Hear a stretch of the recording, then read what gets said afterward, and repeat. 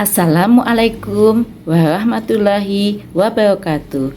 Hai sahabat palsu Indonesia, apa kabar semuanya? Semoga Allah Subhanahu wa Ta'ala selalu memberikan kenikmatan dan kesehatan kepada sahabat semua. Bertemu lagi dengan saya, Ratiwi, Kepala Sekolah TKSIT As-Salafus Sholeh. Jangan bosan-bosan ya ketemu dengan saya, walaupun mungkin suara saya tidak bagus, tapi di sini saya hanya ingin berbagi karena kami tergabung dalam program Sekolah Penggerak. Pada kesempatan kali ini, saya ingin membahas tentang struktur kurikulum. Di dalam struktur kurikulum PAUD, wajib ada dua hal, yaitu pembelajaran intrakurikuler dan pembelajaran P5.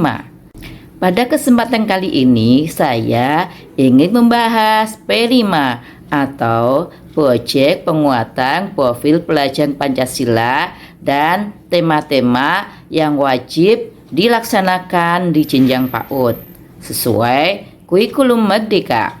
Seperti yang telah kita ketahui, kurikulum Merdeka mensyaratkan pembelajaran P5 atau proyek penguatan profil pelajaran Pancasila. Mengapa demikian? Karena P5 mengandung upaya untuk menjadikan peserta didik sebagai penerus bangsa yang unggul serta produktif, sekaligus mampu berpartisipasi dalam pembangunan global yang berkesinambungan.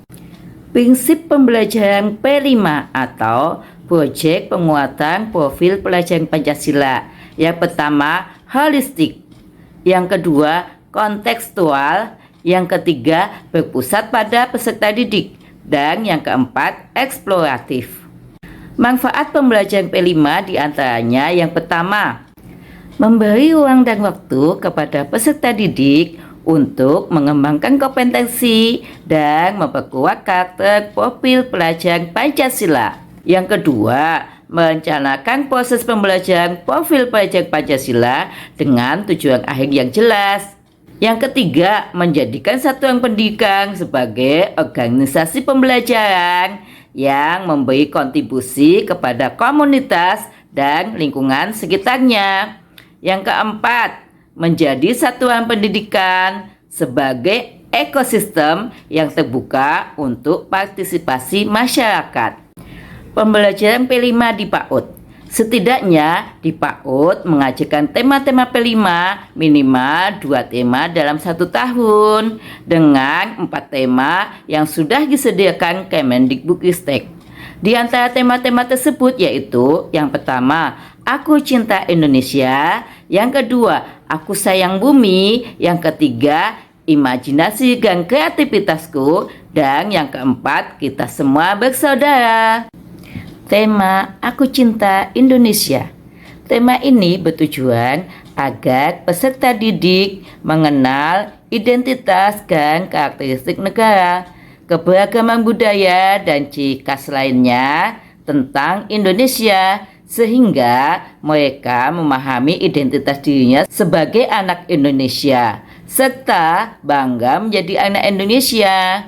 Tema ini dapat diterapkan pada bulan Agustus, di mana pada bulan tersebut terdapat momen besar, yaitu peringatan Hari Kemerdekaan Indonesia. Namun tidak menutup kemungkinan diterapkan di hari peringatan nasional yang lainnya. Berikut saya sampaikan contoh subtema untuk tema Aku Cinta Indonesia berkenaan dengan Hari Ulang Tahun Kemerdekaan Republik Indonesia. Subtema digunakan untuk setiap minggunya.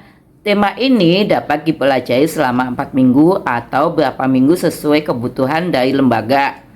Contoh subtema bagi tema Aku Cinta Indonesia yaitu yang pertama, Indahnya Negaraku Indonesia. Yang kedua, Aku Tahu Lambang Negara Indonesia. Yang ketiga, Selamat Hari Kemerdekaan Indonesia. Yang keempat, aku nyanyikan lagu wajib nasional. Tema yang kedua yaitu Aku Sayang Bumi. Tema ini bertujuan untuk mengenalkan peserta didik pada isu lingkungan, eksplorasi dalam mencari solusi kreatif yang dapat dilakukan oleh peserta didik, serta memupuk kepedulian terhadap alam sebagai perwujudan rasa sayang kepada ciptaan Allah SWT.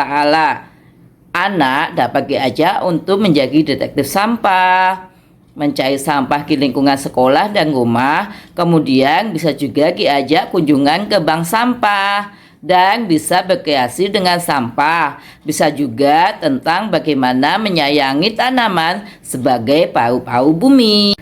Berikut saya sampaikan contoh subtema untuk tema Aku Sayang Bumi.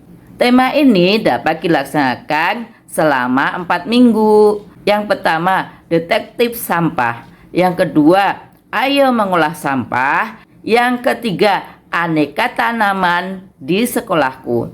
Yang keempat, senangnya menanam dan merawat tanaman. Tema ketiga, imajinasi dan kreativitasku. Tema ini bertujuan untuk mengajak peserta didik belajar mengenali dunianya melalui imajinasi, eksplorasi, dan eksperimen. Pada tema ini, peserta didik distimulasi dengan serangkaian kegiatan yang dapat membangkitkan rasa ingin tahu, memperkaya pengalamannya, dan menguatkan kreativitas. Anak dapat diajak berkreasi dengan memanfaatkan bahan alam maupun bahan bekas. Berikut saya sampaikan contoh subtema untuk tema imajinasi dan kreativitasku. Tema ini dapat dipelajari selama 3 minggu. Contoh subtema. Yang pertama, ayo berkreasi dari barang bekas. Yang kedua, memanfaatkan bahan alam untuk kreasi. Yang ketiga, pengusaha cilik. Tema keempat yaitu kita semua bersaudara. Tema ini bertujuan untuk mengajak peserta didik untuk mampu berinteraksi dengan teman sebaya, menghargai perbedaan, mau berbagi, dan mampu bekerja sama. Kita dapat mengajarkan ragam budaya yang ada di Indonesia, mulai dari pakaian adat, rumah adat, tarian, lagu daerah, maupun makanan tradisionalnya. Berikut saya sampaikan contoh subtema untuk tema kita semua bersaudara. Tema ini dapat dipelajari selama 5 minggu. Yang pertama, indahnya Indonesiaku.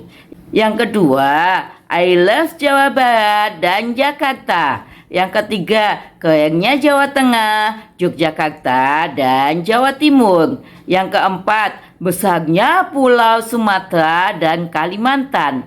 Yang kelima, uniknya Sulawesi dan Papua. Kemudian yang keenam, di akhir tahun dapat mengatakan pentas seni atau pesta rakyat yang menampilkan ragam budaya Nusantara. Demikian contoh tema dan subtema untuk P5 atau proyek penguatan profil pelajar Pancasila untuk jenjang PAUD. Semoga bermanfaat. Jangan lupa like, comment, and share video ini supaya lebih banyak yang bisa memanfaatkannya. Dan jangan lupa ya, klik tombol subscribe. Tombol subscribe itu gratis loh, supaya kami lebih bersemangat lagi dalam membuat video-video selanjutnya. Wassalamualaikum warahmatullahi wabarakatuh. Thank you so much for watching.